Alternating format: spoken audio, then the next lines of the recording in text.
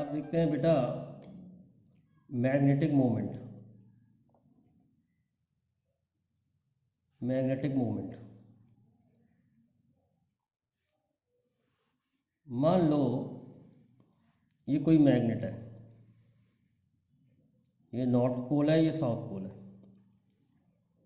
इस पोल की strength small M है, इस पोल की भी स्ट्रेंथ स्मॉल एम है, और डिस्टेंस बिटवीन पोल्स 2l है। तो what is magnetic moment? Product of pole strength, product of pole strength and distance between poles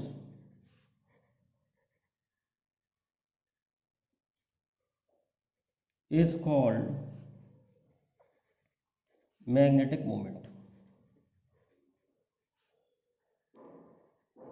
pole strength और अगर हम लेंथ को मल्टीप्लाई कर दें तो हमें मैग्नेटिक डायपोल मोमेंट मिल जाता है, और ये एक वेक्टर क्वांटिटी है। It is a vector quantity. तो डायरेक्शन भी होगा कोई, direction from south pole to north pole.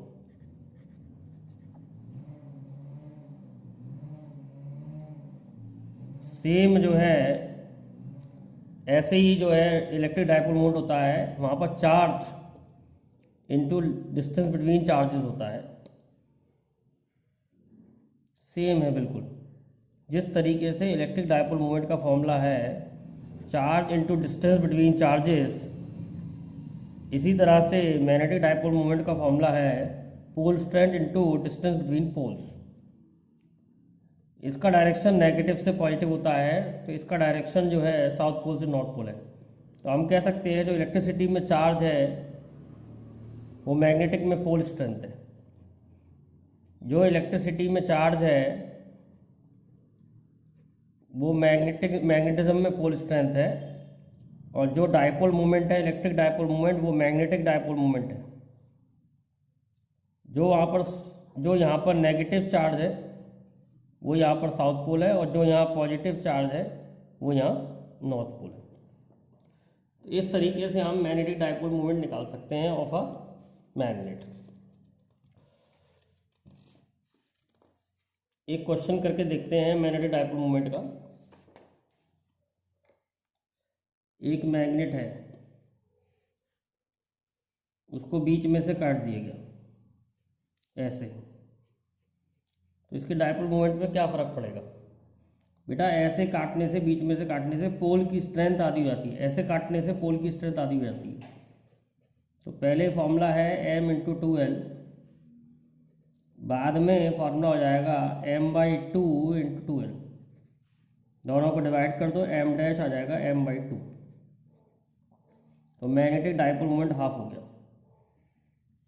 Suppose magnet को ऐसे काट दिया, अब कितना डायपोल मोमेंट रह जाएगा?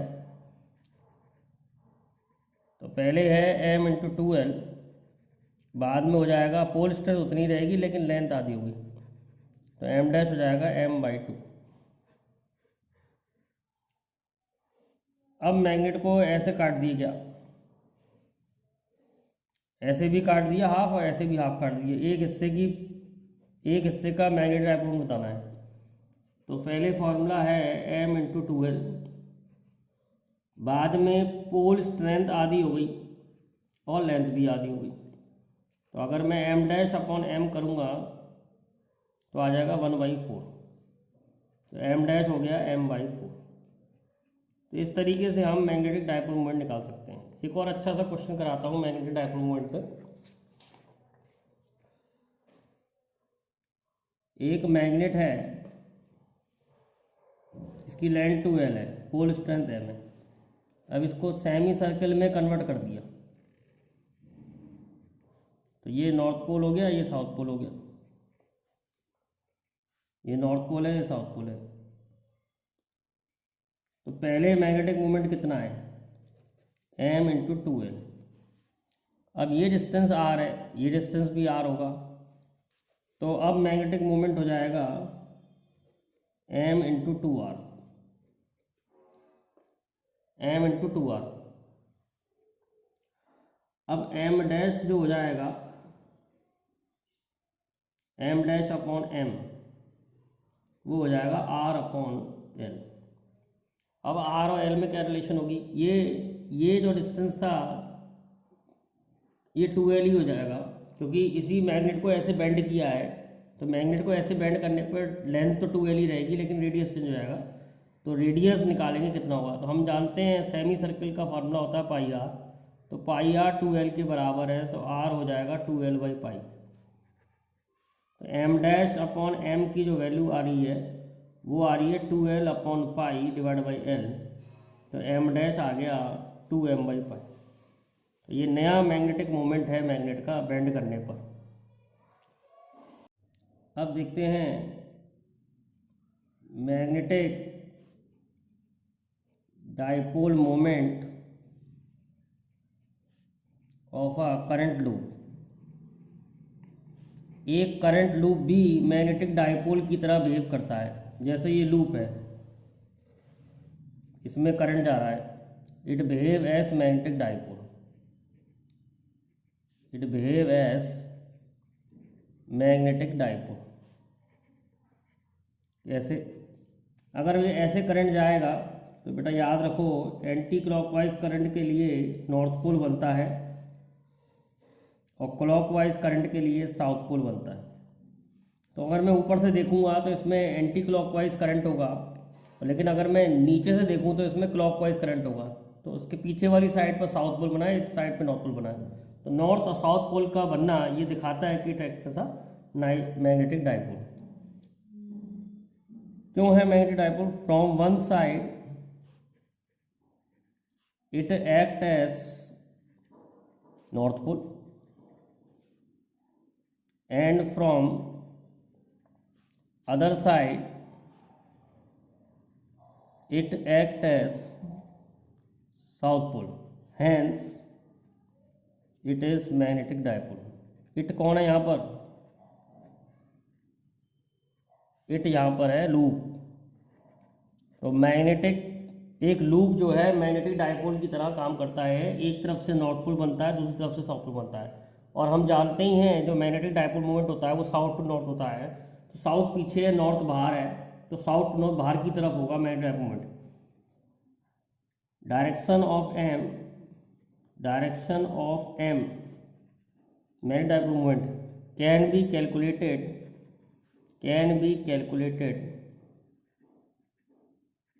on the basis of right hand thumb rule, right hand thumb rule से भी निकाल सकते हैं। कैसे? करंट के डायरेक्शन में उंगलियां घुमा दो, अंगूठा बताएगा मैग्नेटिक डाइपोल मोमेंट, तो इस केस में मैग्नेटिक डाइपोल मोमेंट बाहर की तरफ होगा। और अगर यही क्लॉकवाइज होता तो क्लॉकवाइज करंट के डायरेक्शन में उंगलियां घुमा दो, मैग्नेटिक मोमेंट अंदर की तरफ हो जाएगा। तो मैग्नेटिक मोमेंट का डायरेक्शन जो है हम राइट हैंड थंब रूल से निकाल सकते हैं। तो मैग्नेटिक डाइपोल मोमेंट एरिया के प्रोपोर्शन होता है, magnetic dipole moment number of turns के प्रोपोर्शन होता है, और मैग्नेटिक डाइपोल मोमेंट जो है एरिया के प्रोपोर्शन होता है। मैग्नेटिक डाइपोल मोमेंट करंट के प्रोपोर्शन है, magnetic dipole moment number of turns के प्रोपोर्शन है, मैग्नेटिक डाइपोल मोमेंट एरिया के प्रोपोर्शन है। तो आई करंट है, एन नंबर ऑफ टर्न्स है, और ए जो है एरिया है। तो मैग्नेटिक डाइपोल मोमेंट का जो फॉर्मूला निकल रहा है NIA, जो एरिया वेक्टर का डायरेक्शन होगा वही मैग्नेटिक डाइपोल मोमेंट का डायरेक्शन है। एरिया वेक्टर का भी direction right hand thumb rule से निकालते हैं। करंट के डायरेक्शन में उंगलियां घुमा दो तो एरिया वेक्टर बाहर आ रहा है, तो इसका एरिया वेक्टर बाहर आएगा। और करंट के डायरेक्शन में उंगलियां घुमा दो तो इसका एरिया वेक्टर अंदर आ रहा है, तो इसमें एरिया वेक्टर अंदर है, मैग्नेटिक डाइपोल मोमेंट भी अंदर है, इसमें एरिया वेक्टर बाहर है, मैग्नेटिक डाइपोल मोमेंट भी बाहर है। तो इस तरीके से हम मैग्नेटिक डाइपोल मोमेंट निकाल सकते हैं ऑफ अ करंट लूप। अब देखते हैं magnetic dipole moment magnetic dipole moment of a charge particle moving in circle, moving in circle. कोई चार्ज पार्टिकल सर्कल में मूव कर रहा है तो करंट बनेगा।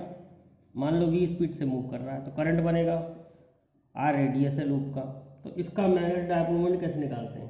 तो बेटा फार्मूला वही है, m is equal to N I A. m मान लो नंबर ऑफ टर्न्स a है तो करंट हो जाएगा charge upon time period, area हो जाएगा पाई आर स्क्वायर। अब टाइम पीरियड क्या होता है? टाइम पीरियड होता है डिस्टेंस अपॉन स्पीड। तो q 2 pi r by v into pi r square, ये फॉर्मूला आ गया। तो m आ रहा है q v pi r square upon 2 pi r. Solve करने पे आ जाएगा q v r upon 2, q v r upon 2। This is the magnetic dipole moment of a revolving charge particle. अब इसको मैं मास से मल्टीप्लाई मास से डिवाइड कर देता हूँ, मास से मल्टीप्लाई मास से डिवाइड कर देता हूँ। तो एम वी आर जो होता है that is called angular momentum, तो क्यू एल अपॉन 2m। ये भी फार्मूला है magnetic dipole moment of a charge particle moving in a circle, Q l upon 2m। इसके बेसिस पर हम मैग्नेटिक मोमेंट ऑफ इलेक्ट्रॉन भी निकाल सकते हैं। Magnetic moment of electron, magnetic moment of electron, जब इलेक्ट्रॉन घूम रहा है तो हमने फॉर्मूला पढ़ा है m is equal to q l upon 2m। बेटा q की जगह इलेक्ट्रॉन का चार्ज रख दिया, l एंगुलर मोमेंटम और 2m। अब हमने बहुत थ्योरी में पढ़ा है कि angular momentum integer multiple of h upon 2 पाई होता है।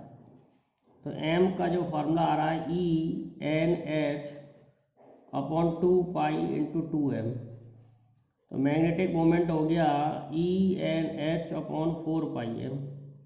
This is the magnetic moment of electron moving in a particular orbit. अब n कोई भी ऑर्बिट हो सकता है, फर्स्ट ऑर्बिट, सेकंड ऑर्बिट। अगर मैं magnetic moment in first orbit निकालूं, मैग्नेटिक मोमेंट